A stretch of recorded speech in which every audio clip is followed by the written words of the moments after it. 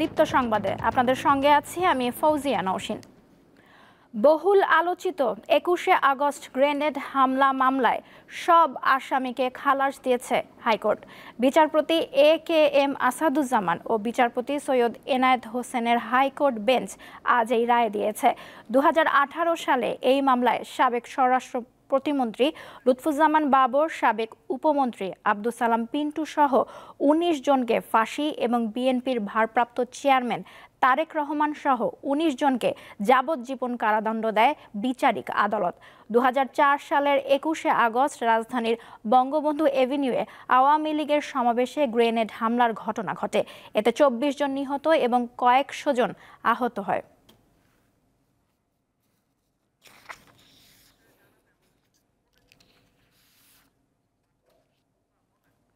এ বিষয়ে জানাতে আমাদের সাথে ফোনে যুক্ত হচ্ছেন সহকর্মী আজিজুল ইসলাম। আজিজুল, রায়ের সব আসামিকে খালাস দিয়েছে হাইকোর্ট। রায়ে আদালত কি পর্যবেক্ষণ দিয়েছে আমাদের একটু বিস্তারিত জানান।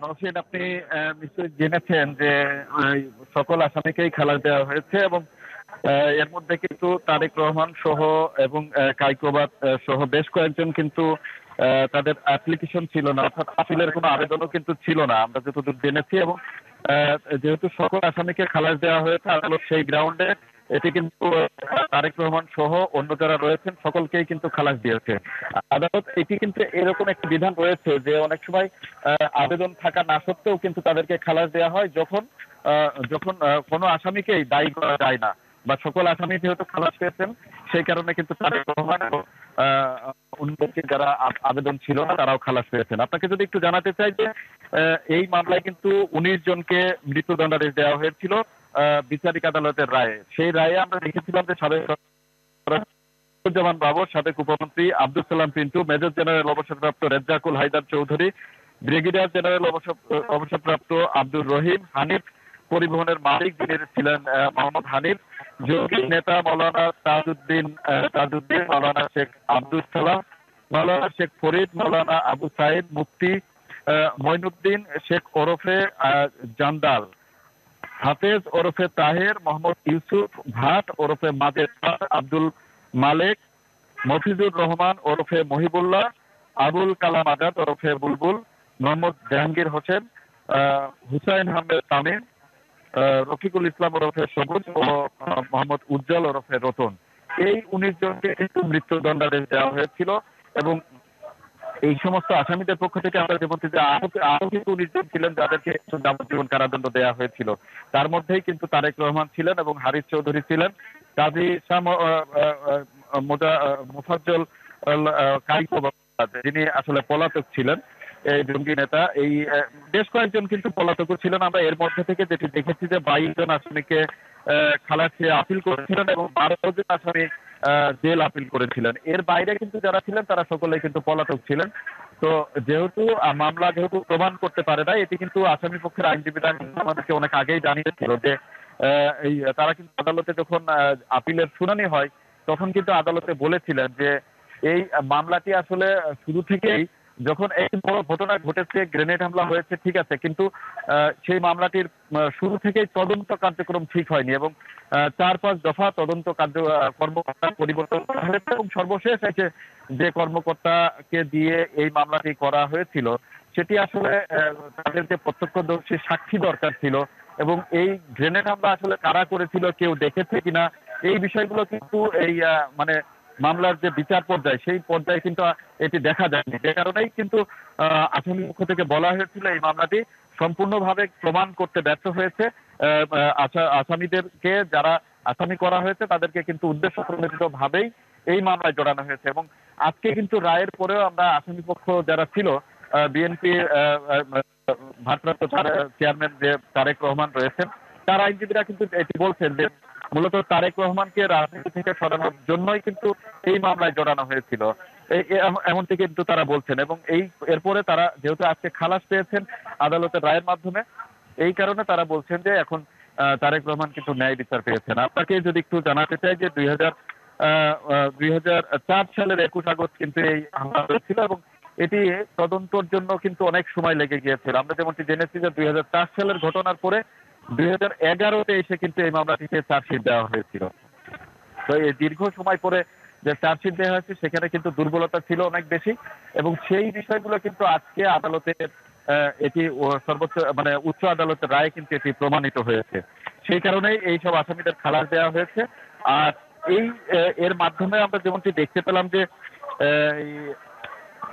আমরা এর আগে যে বিচারিক আদালত যে রায় দিয়েছিল 2018 সালের 10 অক্টোবর, সেই মামলাটিতে যে রায়টি দেওয়া হয়েছিল সেটিকেও বাইরে যারা তারেক রহমান সহ অন্য আইনজীবীরা রয়েছেন তারা যেটি বলছেন যে এটা আসলে উদ্দেশ্যপ্রণোদিত ভাবেই কিন্তু এই মামলাটিতে জড়ানো হয়েছিল এসব আসামিদেরকে।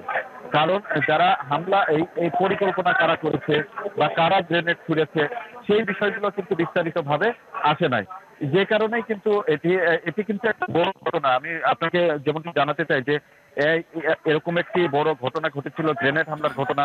সেই ঘটনায় কিন্তু সকল আসামি যে নির্দোষের ঘটনা কিন্তু এর আগে আমরা কিন্তু দেখার এরকম সুযোগ হয়নি। আজকে যেমনটি আমরা দেখেছি যে সকল আসামিকে কিন্তু খালাস দিয়েছে, তার মধ্যে আব্দুল সালাম পিন্টু রয়েছেন।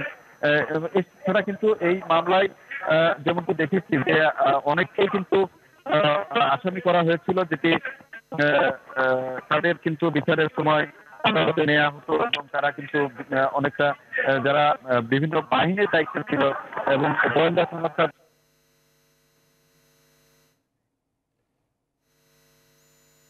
যারা অভিযুক্ত হয়েছিল খালাস পেয়ে গেল। তো এই ছিল আমার কাছে সর্বশেষ সংবাদ। সুপ্রিম কোর্ট থেকে 21শে আগস্ট হামলার মামলার রায় নিয়ে জানাচ্ছিলেন সহকর্মী আজিজুল ইসলাম।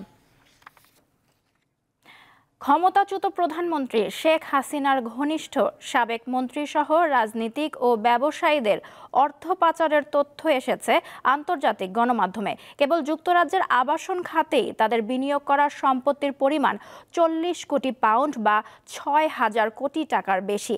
ব্রিটিশ সংবাদ মাধ্যম অবজারভার ও বার্লিন ভিত্তিক দুর্নীতি বিরোধী প্রতিষ্ঠান ট্রান্সপারেন্সি ইন্টারন্যাশনালের যৌথ অনুসন্ধানে এসব তথ্য উঠে এসেছে। শনিবার যুক্তরাজ্যের সংবাদ মাধ্যম দি গার্ডিয়ান এই অনুসন্ধান নিয়ে একটি প্রতিবেদন প্রকাশ করে। এতে বলা হয়, যুক্তরাজ্যে বাংলাদেশের সাবেক মন্ত্রী ও উপদেষ্টাদের নামে প্রায় 350টি সম্পত্তির সন্ধান পাওয়া গেছে। এর মধ্যে অনেকগুলোর মালিকানায় রয়েছেন সাবেক প্রধানমন্ত্রীর বেসরকারি শিল্প ও বিনিয়োগ বিষয়ক উপদেষ্টা সালমান এফ রহমান, বসুন্ধরা গ্রুপের চেয়ারম্যান আহমেদ আকবর সোবহান ও তার পরিবারের সদস্যরা। এছাড়া সাবেক ভূমিমন্ত্রী সাইফুজ্জামান চৌধুরী, নাসা গ্রুপের চেয়ারম্যান নজরুল ইসলাম মজুমদার ও তাদের পরিবারের সদস্য রয়েছেন।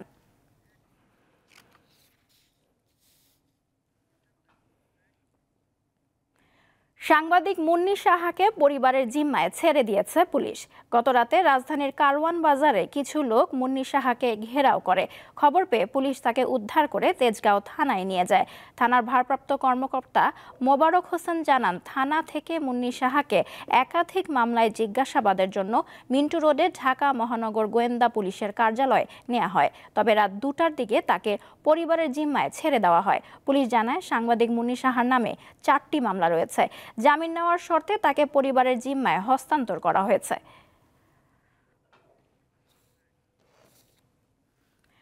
পটুয়াখালীর কলাপাড়ায় 3টি যাত্রীবাহী বাস থেকে 25 মণ ছোট ইলিশ বা জাটকা জব্দ করেছে ভ্রাম্যমাণ আদালত।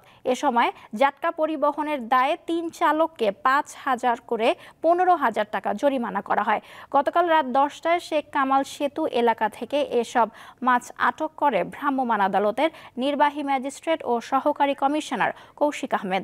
পরে রাত 11:30টার দিকে 96টি মাদ্রাসা ও হতদরিদ্র মানুষের মাঝে এসব মাছ বিতরণ করা হয়। এ বিষয়ে জানাতে পটুয়াখালী থেকে যোগ দিচ্ছেন সহকর্মী মোহাম্মদ ইমরান। ইমরান, জাটকা ধরা বন্ধে পটুয়াখালীতে প্রশাসনের কি তৎপরতা দেখছেন?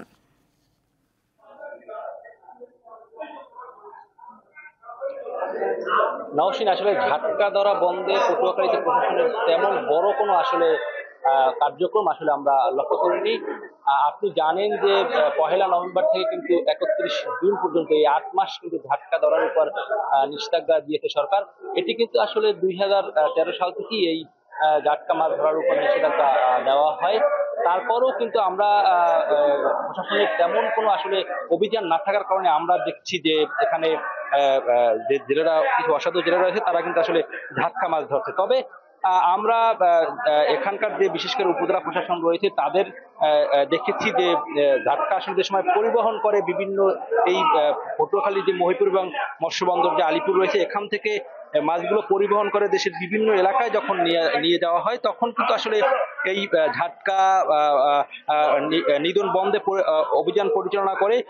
এরই ধারাবাহিকতায় আমরা দেখেছি গতকাল কিন্তু কলাপাড়া যে উপজেলা প্রশাসন রয়েছে উপজেলা প্রশাসন কিন্তু একটি অভিযান পরিচালনা করছে। সেই অভিযানে কিন্তু আসলে 3টি যাত্রীবাহী বাস আসলে আটক করা হয়। সেই বাসে কিন্তু আসলে 136 ডোল কিন্তু আসলে ঝাটকা ইলিশ ছিল। এর আসলে 136 ডোল কিন্তু আসলে ইলিশ ছিল। সেই ডোলগুলো আসলে যাচাই বাছাই করে সেখান থেকে কিন্তু 17 ডোল আসলে ঝাটকা ইলিশ শনাক্ত করা হয় এবং 17 ডোল থেকে কিন্তু 25 মণ ঝাটকা ইলিশ জব্দ করা হয় এবং এখানকার যে সেই বাসের যে 3 চালক রয়েছে সেই চালকদের কিন্তু 5,000 করে 15,000 টাকা জরিমানা করা হয় এবং তারা আর ঝাটকা ইলিশ আসলে পরিবহন করবে না মরণ মুক্তিলেখা দিলে তাদের কিন্তু আসলে ছেড়ে দেওয়া হয়। তো নওশীন, আসলে ঝাটকা নিধন বন্ধে প্রশাসন আরো কার্যকরী পদক্ষেপ দিবে সেটি কিন্তু এখানকার যে মৎস্য সংশ্লিষ্টরা রয়েছে তারা কিন্তু আসলে দাবি জানাচ্ছে। তো আসলে পটুয়াখালী থেকে আমার কাছে এই ছিল সর্বশেষ। পটুয়াখালী থেকে জানাচ্ছিলেন সহকর্মী মোহাম্মদ ইমরান। বগুড়ায় IFIC largest banking network business conference অনুষ্ঠিত হয়েছে। রাজশাহী ও রংপুর জোনের সকল শাখা উপশাখার কর্মীদের নিয়ে IFIC largest banking network business conference আয়োজন করে আইএফআইসি ব্যাংক। শুক্রবার বগুড়া সদরের একটি মিলনায়তনে আয়োজিত এ অনুষ্ঠানে অংশ নেয় ব্যাংকটির রাজশাহী ও রংপুর জোনের 22টি শাখা ও 166টি উপশাখার কর্মী। আমানত সংগ্রহ, লোন প্রদান ও রিকভারিতে উল্লেখযোগ্য সাফল্য অর্জনের স্বীকৃতিস্বরূপ সংশ্লিষ্ট শাখা উপশাখার কর্মীদের সম্মাননা প্রদান করা হয়। অনুষ্ঠানে প্রধান অতিথি হিসেবে উপস্থিত ছিলেন ব্যাংকের চেয়ারম্যান মেহমুদ হোসেন।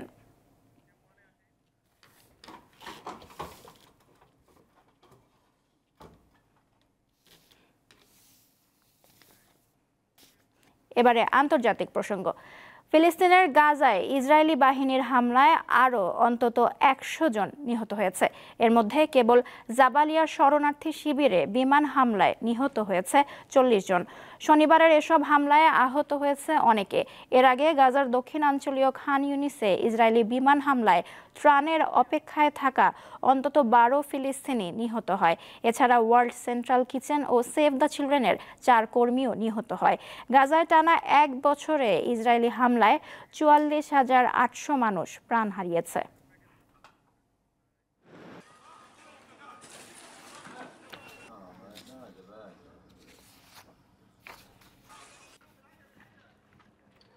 শেষ করছি দীপ্ত সংবাদ। আমাদের পরবর্তী আয়োজন বেলা 2টায় দেখার আমন্ত্রণ রইল। এছাড়াও দেশ বিদেশের নানা তথ্য জানতে চোখ রাখুন দীপ্ত টিভির ডিজিটাল প্ল্যাটফর্মগুলোতে। ধন্যবাদ সবাইকে।